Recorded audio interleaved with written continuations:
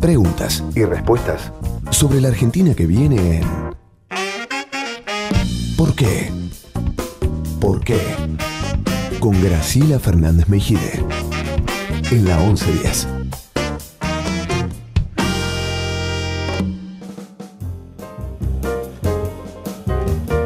Bueno, acá seguimos con el fiscal José Campagnoli, con Omar Lavieri, periodista, y con Hernán Charosky, que es subsecretario de Reforma Política del Gobierno de la Ciudad de Buenos Aires. Han aparecido varias propuestas, yo casi diría, sobre todo Pepe Campagnoli largó varias, de qué cosas él siente que lo ayudarían mejor. Ahora, existe, por ejemplo, el Consejo de la Magistratura, eso existe, ya está, de 1994, reforma constitucional, está. ¿Qué opinan de ello? ¿Cómo lo explican? Es decir, ¿cuáles son las funciones? ¿Cumple o no cumple? Yo creo que nunca, yo no tengo mucha memoria de que haya en algún momento funcionado para algo. Vemos que uno de los casos más bochornosos para la historia de la justicia argentina, que es el caso del juez Ollarvide, se terminó yendo porque él quiso, se jubiló, ¿no? O sea, sí. Y me parece que ha funcionado más como un organismo más de apriete a los jueces que como algo para realmente ver su buena conducta y si pueden o no honrar el cargo de la magistratura. A mí me parece que el amplio margen de políticos que hay en el Consejo ya es una señal de que se lo utiliza para monitorear a los jueces. Y además que, si quisiese funcionar bien, yo he conocido a algunos miembros del Consejo, no tienen ni siquiera una estructura para investigar a un juez. O sea, si lo quisiesen hacer bien, si quisiesen ver realmente si este juez dejó de hacer lo que tenía que hacer, que esto, que el otro, ¿a quién le pregunta? Decís que está dibujado. Para mí, en el sentido de que yo creo que debería ser su principal función, que es ver qué jueces pueden seguir siendo jueces y cuáles no, a mí me parece que no ha funcionado. Y con el tema también de su participación en los concursos para designar magistrados, bueno, yo tengo el caso de un secretario mío que trabajó un montón de tiempo conmigo, que ahora no lo tengo más porque también es uno de los daños que siguen en el tiempo. Yo no pude recuperar mi equipo de trabajo. El doctor Rodríguez Varela es un ser que ha estudiado, que ha ganado concursos, yo le perdí la cuenta en la terna 27, había ya estado formando 27 ternas y nunca lo nombraron juez. Ahora está archivado en una secretaría de una fiscalía de juicio oral. Un tipo brillante que sería para la sociedad, para la ciudadanía. Y eso estaba en manos del Consejo de la Magistratura. Bueno, y él ha ido a concursó fiscalías también, ¿no? Fiscalías, bueno. Sí, claro. En las fiscalías, bueno, uno dice, no creo que Gis Carbón nunca lo nombre fiscal. Pero en los demás, sí. Y los consejeros, bueno, y le decían, y sí, la verdad que sos brillante, pero nunca. No marche preso. O sea, el poder de este consejo, entonces, para hacer el bien, no lo tiene. No tiene la impronta política necesaria para que a una persona que es brillante nombrarla juez. Sí, creo que, Pepe, lo que dijiste vos al principio es clave para entender el funcionamiento. Digamos, el Consejo de la Magistratura puede remover a los jueces haciéndole un proceso, ¿está bien? Y no lo hizo con Ollarvide. ¿Por qué? Porque primó el peso político del kirchnerismo para defender a un juez como Ollarvide, que, te diría, contribuyó enormemente en algunos casos a que las pruebas que había sobre la corrupción del kirchnerismo se difuminaran, una cosa así, por decirlo de alguna manera. Entonces, está en la lectura del caso Ollarvide y el Consejo de la Magistratura, está también una pequeña, pero no menos importante, explicación de lo que sucedió estos años en la justicia. Y vos responsabilizabas en cierta manera el funcionamiento, no solo la falta de estructura, que no es poca cosa, sino el alto nivel de participación de los políticos. Bueno, yo ahí disiento con el diagnóstico de José, porque creo que el problema no está ahí. Voy a defender un poco, por lo menos, la idea del Consejo de la Magistratura, aun cuando no puedo estar en desacuerdo en el diagnóstico de cómo funciona. En eso creo que estamos todos de acuerdo. Pero creo que si pensamos en la Constitución del 94, en la negociación entre Alfonsín y Menem en aquel momento, la idea del Consejo de la Magistratura tenía que ver con algunas de las innovaciones institucionales que Alfonsín pretendía introducir a cambio de lo que más le interesaba a Menem en aquel momento, que era la reelección.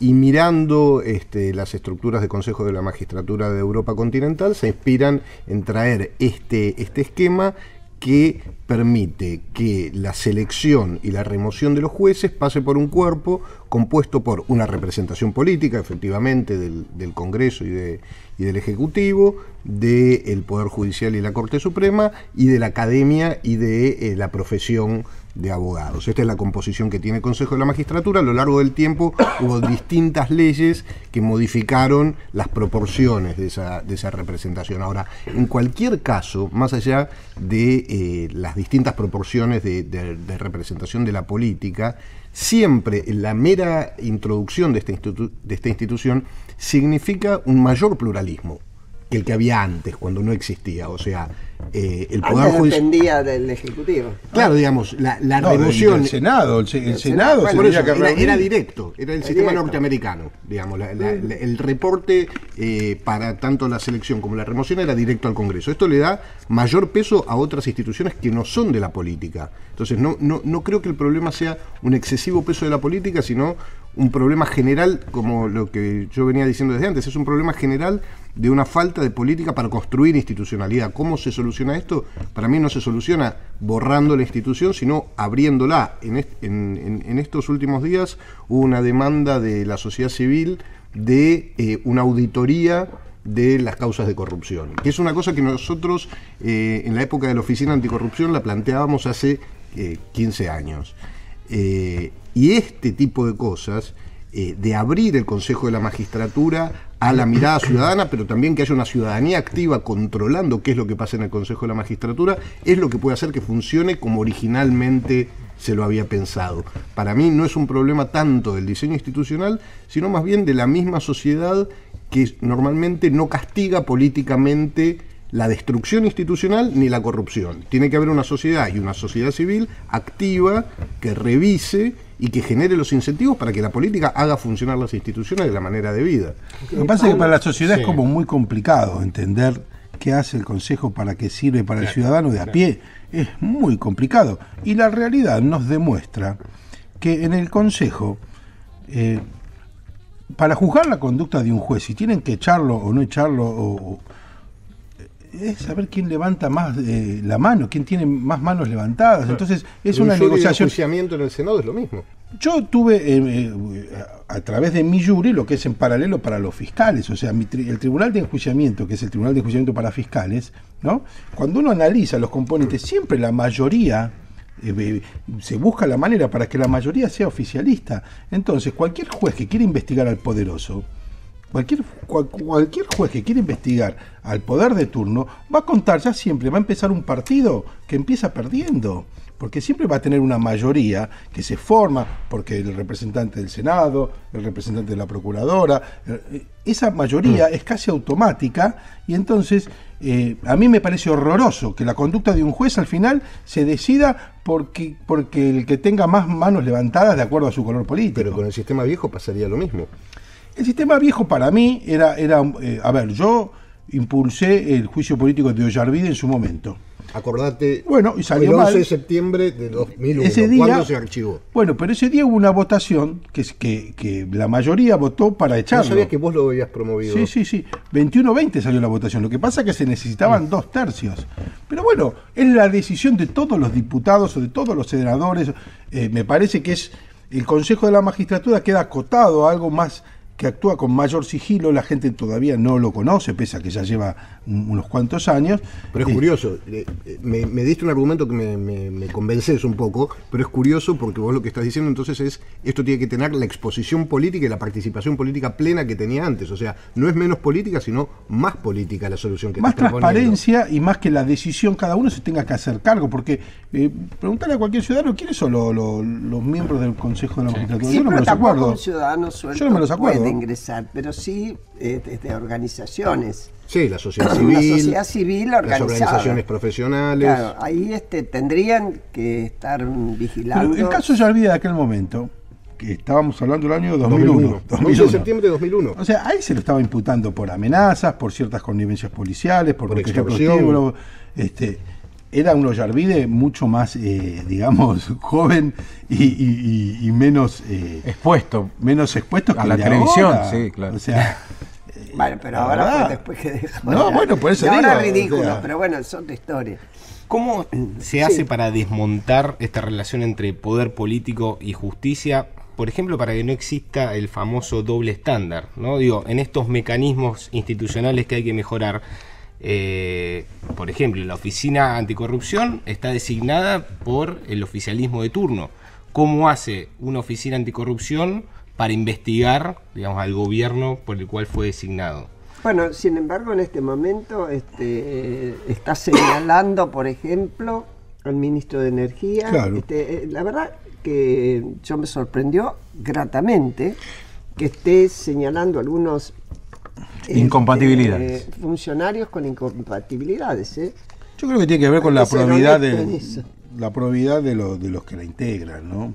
Ahí en la Oficina Anticorrupción, por ejemplo, a cargo de la Dirección de Investigaciones hay la doctora Mirna Goransky, que era fiscal y que está ahí por la camiseta, porque está ganando menos plata en la Oficina Anticorrupción que lo que gana como fiscal, ¿no? Estas son experiencia en juicios complejos como ESMA, ¿no? Como ESMA, por supuesto. Bueno, o sea, hubo una oficina anticorrupción, hubo un director de oficina anticorrupción, cuyo nombre me voy a reservar, que denunció a su suegro, que era ministro de un gobierno que lo había designado en la oficina anticorrupción. Quiero decir, Es posible. es posible. Yo trabajaba ahí. Pero hay que sí, ver vos a quién- trabajás a quién ahí se- y todos sabemos de quién hablamos, pero es posible, es muy posible. Dejó de ser su suegro después. Sí, claro, por eso, tal vez. Igual digamos. también hay que poner la lupa en la Oficina Anticorrupción en el sentido de qué dotación se le da o qué importancia se le da. La verdad, a mí me parece que de aquella Oficina Anticorrupción que conocimos en la época de Mazón y en la época de Garrido, qué sé yo, a la que tenemos ahora, es como un aparato que se mueve muy lentamente, con un montón de subdependencias. Igual hay que aclarar algo, ¿no? La Oficina Anticorrupción puede denunciar, puede hacer investigaciones previas y denunciar, pero eso pasa a manos de un juez y un fiscal. Digamos, la Oficina Anticorrupción es un organismo que presenta denuncias ante Claro, la de justicia. investigación y presentación. Sí, y tiene que analizar las declaraciones juradas, si detectar o no incompatibilidades e irregularidades en las declaraciones juradas o denunciar incompatibilidades de los funcionarios públicos. Si vos trabajaste en tal sector, no deberías tomar decisiones en ese mismo sector. Digo, es básicamente eso la Oficina Anticorrupción. No investiga, no condena. En aquella época sí se había planteado para fortalecer esas capacidades, y es algo que me parece que debería tener en cuenta la discusión de política pública, que tuviera un mayor grado de autonomía aún dentro del Poder Ejecutivo, digamos, que tuviera un reporte que no fuera a un ministro, como es en este momento. Se habían propuesto en el año 2000-2001 algunas ideas para darle una mayor autonomía a un organismo que estaba diseñado para controlar la corrupción preventivamente y en la investigación dentro del Poder Ejecutivo, pero con un grado mayor de autonomía como puede tener, por ejemplo, la CIGEN, digamos, con una autarquía que no lo hiciera depender de un ministro. Vos nombraste a la CIGEN. Cuando volaron a Rigui por el caso Chicone, Pero la gente no sé si tiene presente. Rigui era el procurador general. procurador. Hablamos hace un ratito de que en el medio del caso Chicone volaron al juez, al fiscal y al procurador general. Este era Esteban Rigui. Propusieron como reemplazante, antes de la llegada de Gil Carbó, a un señor que encabezó la CIGEN, la Sindicatura General de la Nación, hasta el último día del gobierno kirchnerista, que se llama Daniel Reposo, quien no pasó el control que hicieron las ONG del currículum. O sea, digamos, esa era la idea que tenía el kirchnerismo respecto de la jefatura de los fiscales. Después con Gil Carbó encontraron una persona Con más capacidades. sí, presentable, digamos, pero que ejerció de la misma manera cierto control sobre las investigaciones complicadas y al revés, Es impulsó investigaciones contra gente que no era afín al kirchnerismo. Vos estás señalando, y me parece bien, que más allá de si la construcción institucional sirve o no sirve, en general, en estos últimos años, lo que se privilegió es la adhesión a la línea política, no la calidad en la competencia de conocimientos y de trayectorias. Sí, totalmente. Bueno, por lo tanto habría que revertir esto. Sí, igual hay gente extremadamente capaz, con muchísima trayectoria, excelentes profesores de la facultad, que José conoce, que apoyaron políticamente al kirchnerismo. No quiero decir que todos los que desde el ámbito judicial se sumaron al el problema kirchnerismo... no es que hayan apoyado políticamente al kirchnerismo, que es una opción política No, más, que hayan fallado de manera parcial, digamos. Claro, la cuestión es si se comportaron o no como funcionarios Sí, claro. públicos. Pero quiero decir que por ahí se presenta a aquellos que acompañaron las ideas judiciales, por decirlo de alguna manera, del kirchnerismo como una manga de iletrados. No es así, no es así. Reposo es lo que querían poner era una excepción, digamos, pero no es así, ¿no? No, es que me parece a mí que ahí es, con las diferencias que supone la función, es como cuando una ONG apoya en tanto ONG a un gobierno. Deja de ser ONG. Claro.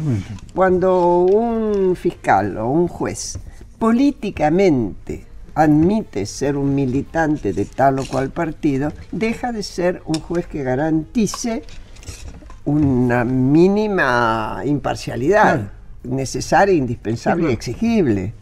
Y creo que esto es lo que se terminó confundiendo. Un jefe del ejército que dijo: yo tengo una militancia política, adhiero a tal partido.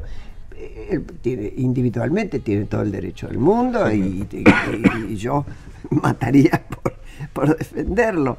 Pero nos meten en una historia de imperialismo directamente. Es que hubo algún momento en el que la discusión política pasó a ser a tal grado de antagonismo que en una relación amigo-enemigo, si eras amigo estabas por encima de la institución, y si eras enemigo estabas por debajo de la ley. Desgraciadamente, una figura política como Perón dijo aquella frase de "para el enemigo ni justicia", y creo que eso es lo que más claramente muestra una lógica en la cual no importa tu comportamiento como juez, como fiscal o tu independencia como organización de la sociedad civil, sino si sostenés el contenido de una determinada posición ideológica o adhesión a una figura política.